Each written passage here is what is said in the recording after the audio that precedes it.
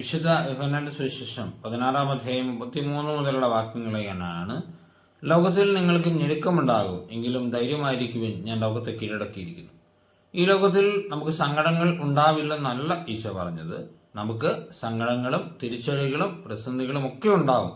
പക്ഷേ ഈശോ വാഗ്ദാനം ചെയ്തത് അവിടുത്തെ സാന്നിധ്യമാണ്. ആ സങ്കടങ്ങൾക്ക് നടുവിൽ എൻ്റെ കർത്താവ് എൻ്റെ കൂടെയുണ്ട്. എല്ലാ വേദനകളും എനിക്ക് ഉണ്ടാവട്ടെ, പക്ഷെ എൻ്റെ ഈശോ എൻ്റെ കൂടെയുണ്ട്. ആ ഒരു ബോധ്യമാണ് യഥാർത്ഥ വിശ്വാസം.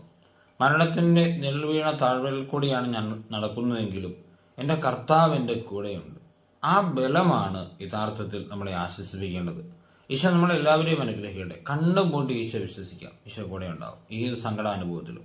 നമുക്ക് പ്രാർത്ഥിക്കാം. നമ്മുടെ കർത്താവ് ഈശോ മിശിഹായുടെ കൃപയും പിതാവായ ദൈവത്തിന്റെ സ്നേഹവും പരിശുദ്ധാത്മാവിന്റെ സഹവാസവും നാം എല്ലാവരും കൂടി ഉണ്ടായിരിക്കട്ടെ, ഇപ്പോഴും എപ്പോഴും എന്നേക്കും. ആമേൻ.